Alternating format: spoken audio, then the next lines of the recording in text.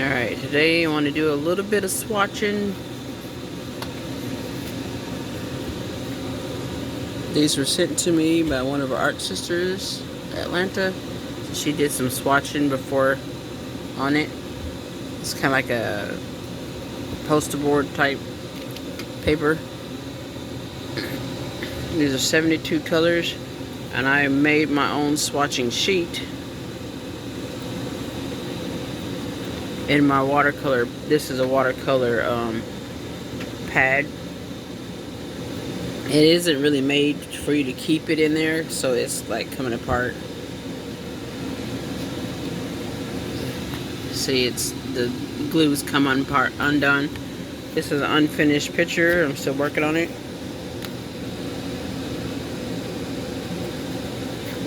My swatching sheet that I made yesterday for my watercolors. I also took a picture so that I can swatch, non-wet media on the same type of picture design, which looks pretty fun. Alright, I'm going to start setting this up. Pausing it. It comes with a brush you fill with water. I'm going to have to replace this water because it had water when it came.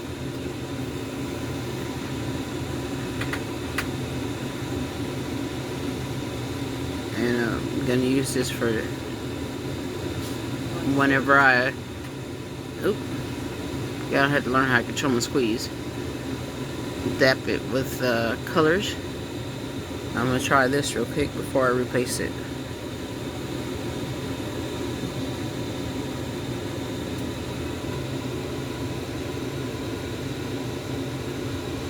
I know you're probably not going to see it on there because it's white.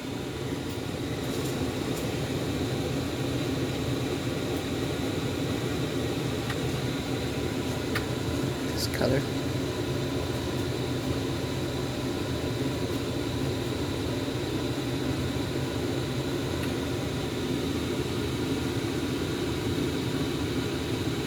It's really light colored pastel. Yeah. It is watercolor, but also because it's a pastel color. Dab in my brush. Apply a little bit more water. My plan, I believe, is to put 4 different colors on each one to equal the 72 colors.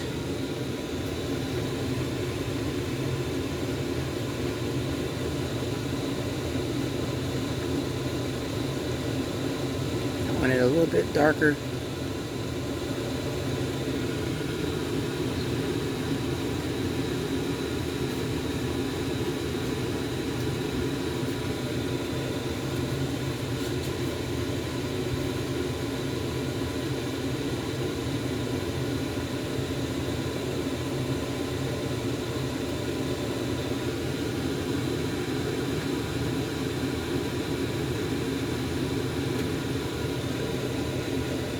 Pausing it.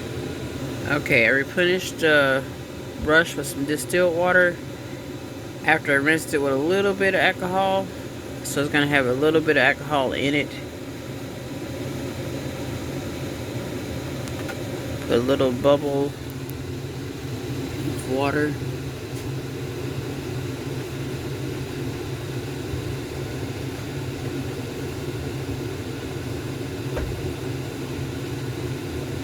So I can swatch those. I'm going to go down the side here. Now I should go across the top. That way I don't have too many repeating colors. Mix it up a little bit. Since I have only small amounts of memory on my phone, I know I already did this, but I want to make sure this distilled water gets on this. The touch of alcohol. I said a touch of alcohol might keep you from getting mold in your paints, which usually they're mint and gouache, but I'm going to do the same thing for my regular watercolors too. We can see a little bit of difference when it dried on the palette. I'll be on the watercolor paper.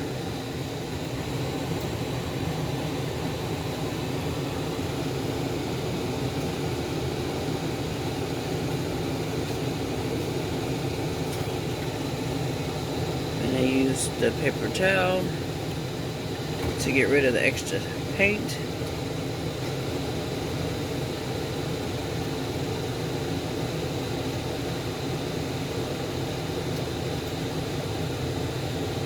This other palette.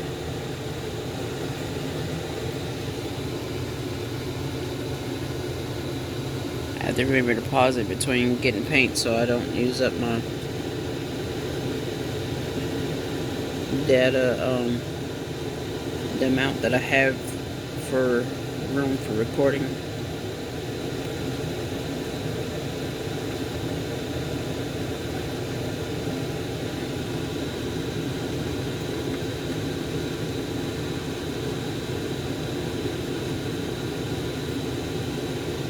This paper definitely absorbs that water.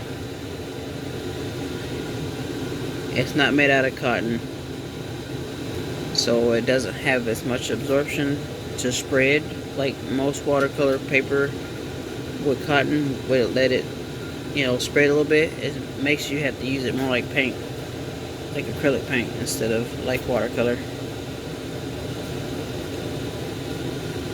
I'm gonna get another color on here, and then I'll have to cut the camera for today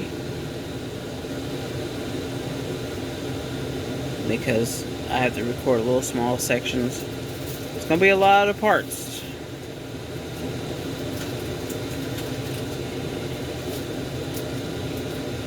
If I have a day where I'm at like a place with internet Wi-Fi, I can do longer recording because it'll all upload without problems.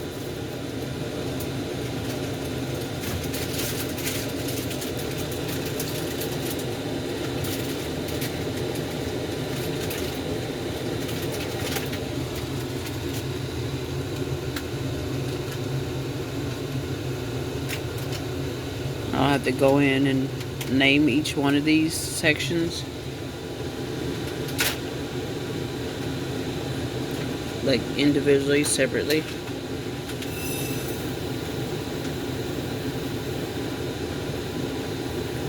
I squeezed out just a little bit of paint, water, to thin that paint. And one more color.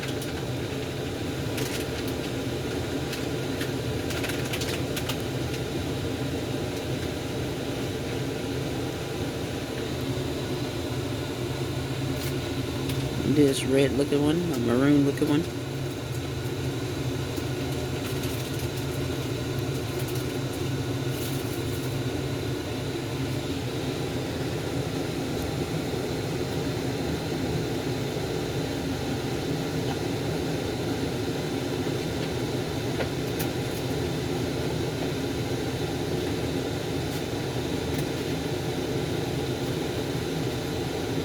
Squeeze a little water into it to thin it a little bit.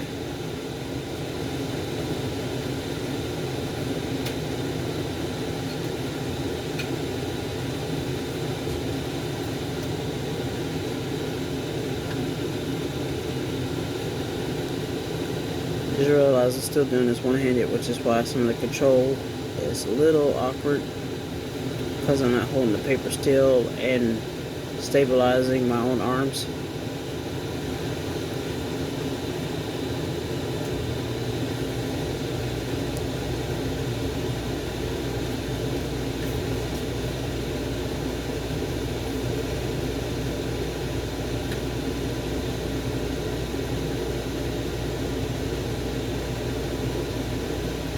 I will say that watercolor is definitely fun. When you want to thin it out, you just add a little bit more of a squeeze of water and make it a slightly different shade, like I'm doing right now. And if you put it on thick on the paper, you can mix it even better to form a different color, and then add water to thin it out. Oops. Alright, that's it for now. I'm already at 10 minutes. Thank you for watching. You saw me set up and start swatching. Take care. Bye-bye, dear hearts.